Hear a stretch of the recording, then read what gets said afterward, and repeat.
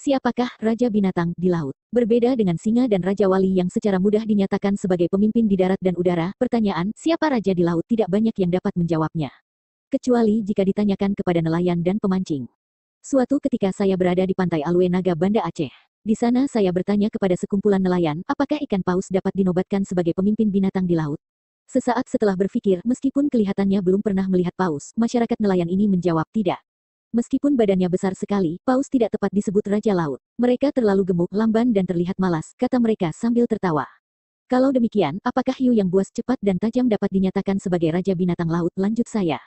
Mereka kembali meyakinkan saya bahwa hiu lebih tepat disebut sebagai preman laut ketimbang sebagai pemimpin dalam arti yang positif.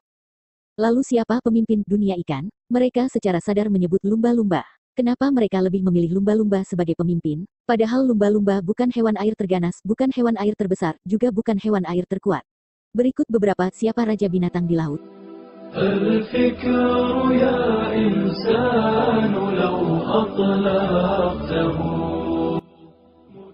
Lumba adalah sosok ikan yang melambangkan persahabatan. Meskipun mereka bergigi tajam, tidak ada kesan angker pada raut muka hewan ini. Wajahnya sangat ramah, lucu, imut-imut dan membuat manusia cepat akrab dan menyukai mamalia yang satu ini. Kedua, lumba-lumba merupakan ikan yang paling sosial. Sama seperti manusia, keterikatan merupakan hal yang penting bagi lumba-lumba. Mereka hidup dalam kelompok berdekatan yang disebut pods dan menjaga lumba-lumba yang sakit atau mengalami kecelakaan. Lumba-lumba membentuk pertemanan antara satu dengan yang lain. Golongan betinanya berikatan sangat kuat dengan anak-anaknya. Sering terlihat lumba-lumba muda berenang bersama ibu mereka. Ketiga, lumba-lumba memiliki sifat penolong. Lumba-lumba suka menolong manusia yang tersesat atau terombang-ambing di tengah laut. Biasanya, lumba-lumba menolong dan membimbing manusia menuju perairan. Sering terdengar ada nelayan yang tersesat di lautan, kemudian diselamatkan oleh lumba-lumba. Mereka sering mengiringi kapal yang sedang berlayar. Keempat, lumba-lumba memiliki kekebalan tubuh, makna lain dari spirit hidup yang luar biasa. Meski hewan ini mengalami luka yang lebar, ia tidak mengalami pendarahan yang menyebabkan kematian. Walaupun tubuhnya termakan hiu sebesar bola voli, lumba-lumba tetap bisa hidup dan mengobati dirinya sendiri.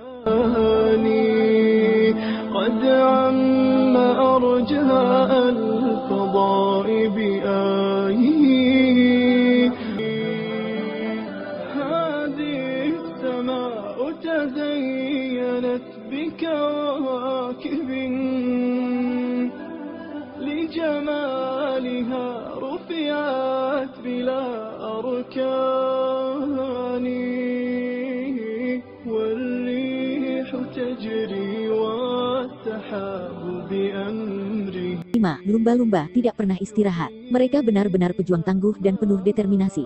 Lumba-lumba beristirahat hanya dengan mengaktifkan setengah dari otak mereka, dan matanya terbuka sebelah. Kedua sisi otak lumba-lumba bekerja secara terpisah. Selama 8 jam, kedua sisi otak itu sadar. Kemudian sisi yang kiri akan tidur selama 8 jam. Setelah sisi itu terbangun, sisi yang kanan akan tidur selama 8 jam. Dengan demikian, lumba-lumba dapat tidur selama 8 jam tanpa harus berhenti secara fisik dan terus berenang. Keenam, lumba-lumba sangat murah hati dan selalu diikuti oleh ikan-ikan lain. Muntah lumba-lumba menjadi makanan bagi hewan dan ikan laut lainnya, sehingga lumba-lumba selalu memiliki banyak pengikut. Dari semua gambaran tersebut, apakah lumba-lumba dapat disebut sebagai makhluk laut yang lemah? Jika dipahami dalam konteks perseteruan fisik dengan hiu dan ikan-ikan ganas lainnya, tentu lumba-lumba tidak mampu memenangkannya. Namun jika dipahami karakternya, ia termasuk sedikit dari binatang yang secara fisik mampu bertahan dari serangan dan luka, serta secara emosional sangat stabil. Ia bahkan tidak pernah menampakkan rasa sakit kepada mereka yang ada di sekelilingnya. Ia justru tersenyum dengan rasa sakit itu. Ia memiliki ketabahan tingkat tinggi serta kepedulian yang luar biasa. Lumba-lumba mempengaruhi makhluk lain bukan dengan konfrontasi, melainkan dengan kepedulian. Sekilas lumba-lumba terlihat binatang yang lemah.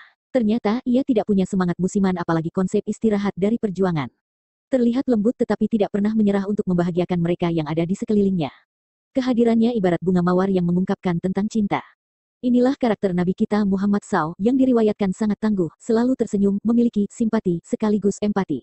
Semua karakter ini dalam Al-Quran digambarkan sebagai manusia yang memiliki rasa kemanusiaan, belas kasih, dan sikap penyayang yang sangat tinggi kepada umatnya. Sebuah sikap yang menobatkan ia sebagai pemimpin sejati. Sungguh telah datang kepadamu seorang rasul dari kaummu sendiri, berat terasa olehnya penderitaanmu, sangat menginginkan kebaikan bagimu, amat belas kasihan lagi penyayang terhadap orang-orang mukmin. QS, atau bah -9/128. Ini juga yang menjadi karakter salah satu kader mudanya Ali bin Abi Thalib yang selalu bersamanya sejak kecil, dalam suka dan duka. Muhammad itu adalah utusan Allah dan orang yang bersama dengan dia adalah keras terhadap orang-orang kafir, tetapi berkasih sayang sesama mereka. QS. Al-Fat -48/29